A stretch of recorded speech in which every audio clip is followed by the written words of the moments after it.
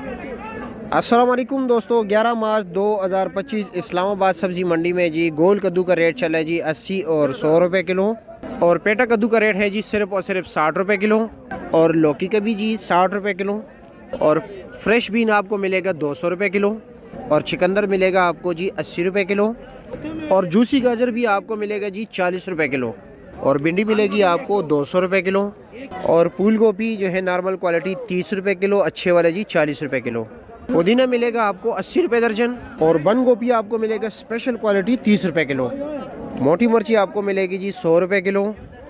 और शिमले का भी यही रेट है जी 100 रुपये किलो। खीरा मिलेगा जी आपको 80 रुपये किलो। और इसका रेट है जी कटी का 140 और 160 रुपये किलो। तोरी का रेट है जी 140 रुपये किलो।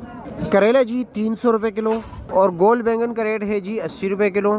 टिंडे का रेट है जी 60 रुपये किलो। शलजम का रेट है जी 40 रुपये किलो।